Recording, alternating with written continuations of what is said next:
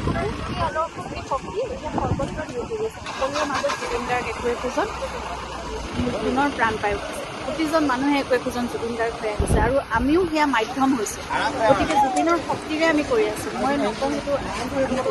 জুবিন এতিয়াও আছে জুবিন আছে কাৰণে আমি তেওঁ হৈ পেলাই ওলাই আহিছোঁ মাধ্যম সলনি হৈছে মাত্ৰ শক্তিৰ ৰূপান্তৰ হৈছে সেইটো আৰু জুবিন এনেদৰে থাকিবই সদায় আৰু অকল জুবিন গাৰ্গ বুলিয়ে নহয় আজি শ্ৰদ্ধাৰ ভূপেন হাজৰিকা শ্ৰদ্ধাৰ জয়ন্ত হাজৰিকা সকলোৰে প্ৰাণত যেন থিতাপি লৈছে সকলোৱে তেওঁলোকৰ আদৰ্শলৈ ওলাই আহিছে মানুহৰ বাবে থিয় হৈছে সেইটো আটাইতকৈ ডাঙৰ শক্তি আমাৰ কাৰণে এই বিপৰ্যয়ৰ সময়ত এনেকুৱা বিপদসংকুল সময়ত মই আহোঁতে গোটেই ৰাস্তাত দেখিছোঁ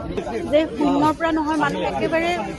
এটা বিয়োগাত্মক অৱস্থালৈ গুচি গৈছে মাইনাছলৈ গুচি গৈছে তাৰ পৰা কেনেকৈ জীৱনবোৰে মূৰ দাঙি থ'ব সেই কথাটোৱে মানে আমাৰ মনত একদম শংকা বিভীষিকাৰ সৃষ্টি কৰা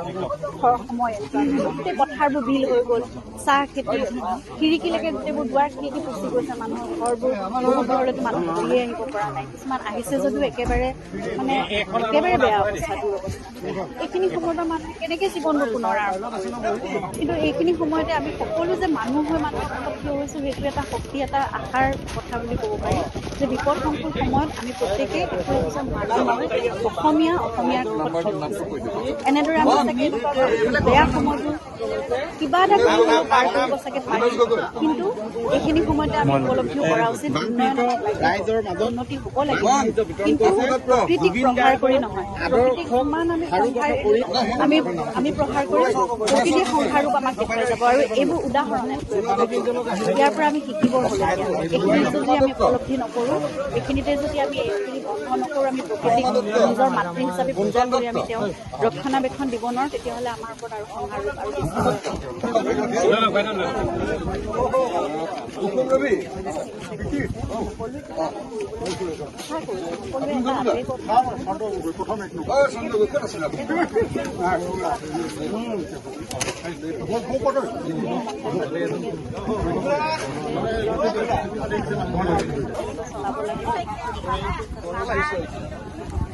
আমিও কৰিছিলোঁ সেই কথাটো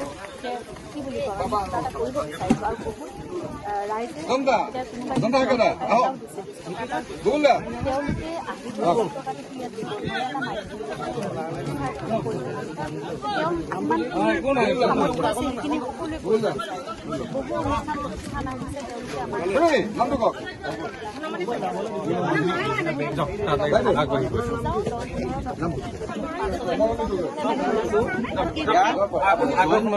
তেওঁলোকে শিল্পী জয়ন্ত হাজৰিকা আৰু জুবিন গাৰ্গৰ আদৰ্শ